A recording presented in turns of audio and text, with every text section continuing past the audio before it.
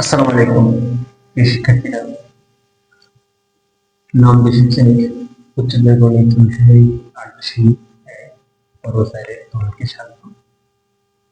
দেখো, আমি তোমাদেরকে ম্যাথগুলা খুব সহজ ভাবে করাবো। তুমি ম্যাথ নিয়ে ভয় পাবে না। যদি আমার ম্যাথ করাগুলো যদি তুমি বুঝতে পারো, তাহলে দেখবে আমার কাছে পড়ে তুমি খুব মজা পাবে। তো মনোযোগ দিয়ে দেখো, প্রথমে আমি তোমাদেরকে 2 নাম্বারটা করাবো। কি বলতে দেখো, একটি কোণকে 60 ও বিক্রিয় পদ্ধতিতে, এখন দেখো 60 আর একটা হচ্ছে বিক্রিয় পদ্ধতিতে। তোমাদেরকে আমি পর্ব একে বলছিলাম কোন পর্বের পদ্ধতি হচ্ছে দুইটা, একটা হচ্ছে 60 পদ্ধতি আর একটা হচ্ছে বিক্রিয় পদ্ধতি। যথাক্রমে ডিডিটি ও আর রেডিয়ান দ্বারা প্রকাশ করা হলে প্রমাণ করতে হচ্ছে। ঠিক আছে, এটা প্রমাণ করতে হচ্ছে, মানে আনসার হবে এটা, এটা হবে আনসার, প্রমাণ করতে হচ্ছে। এটা ক্লিয়ার করে দেখো, এখানে লিখবা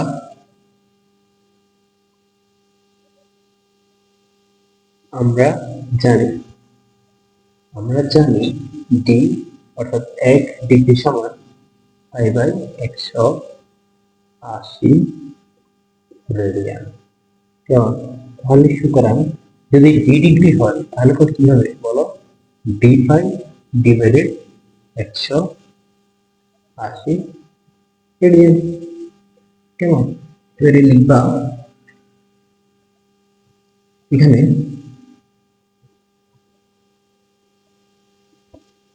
ষাটমূলক ও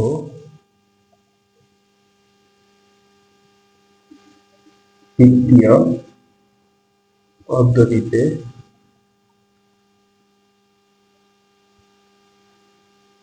কোণগুলোর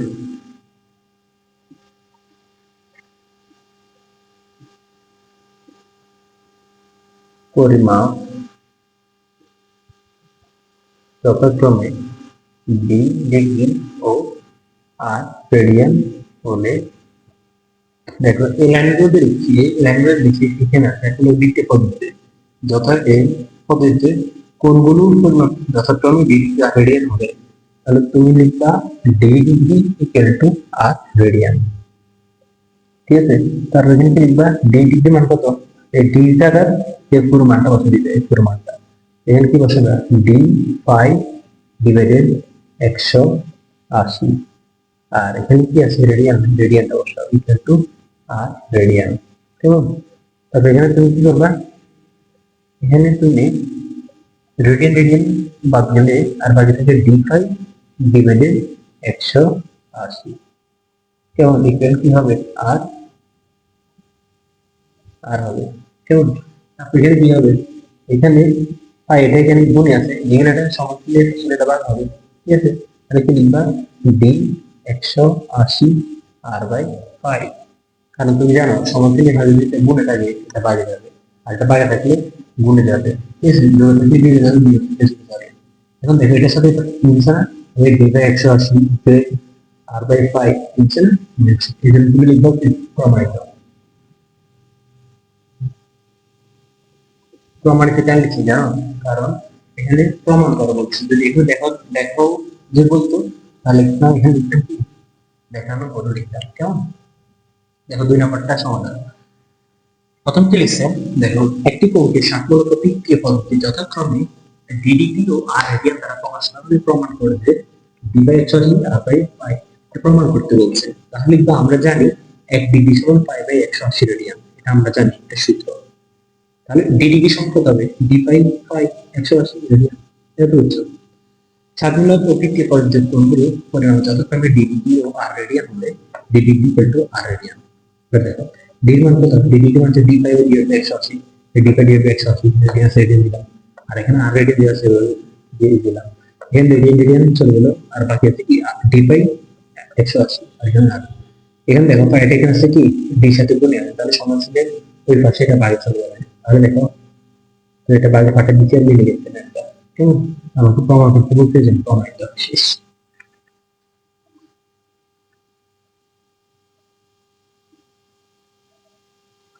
দেখো তোমরা যদি ম্যাথটা বুঝে থাকো তাহলে আমি এটা বুঝতেছি।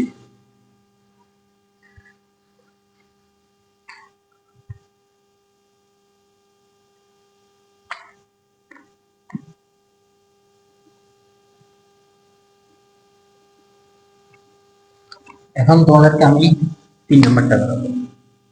3 নাম্বার কি বলছে, একটি চাকার ব্যাসার্ধ, তো প্রথম লিখবা দেওয়া আছে, দেওয়া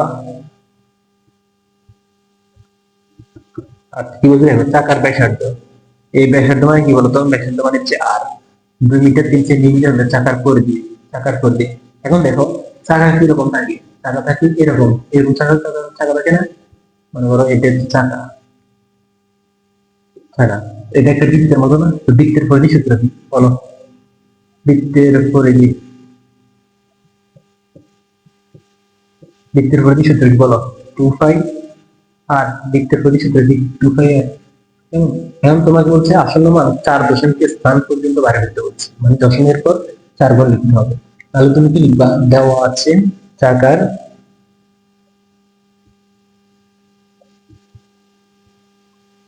চাকার ব্যাসার্ধ আর ইকুয়াল টু 2 মিটার 3 সেন্টিমিটার, কেমন।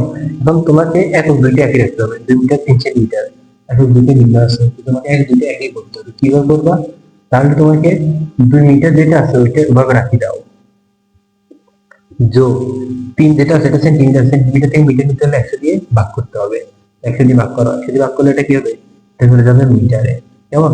তাহলে এখানে যদি করো 2 মিটার আর এটা যদি ভাগ করো তাহলে হবে 0.03 মিটার হবে, কেমন। এটা যদি যোগ করো 203 মিটার, ঠিক আছে, 2.03 মিটার, এটা ব্যাসার্ধ পাইলাম। এখন তোমাকে বলছে চাকা করবে, তাহলে এবার কিভাবে লিখবা, আমরা জানি, আমরা আমরা জানি, আমরা কি জানি, আমরা জানি চাকার পরিধি,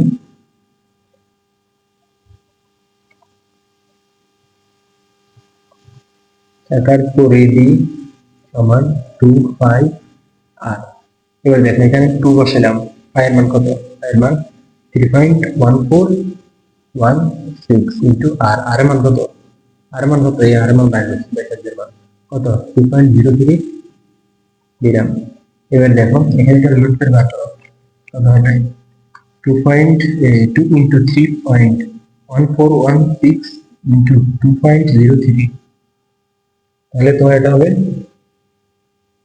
12.57 সরি 7549 মিটার, ঠিক আছে।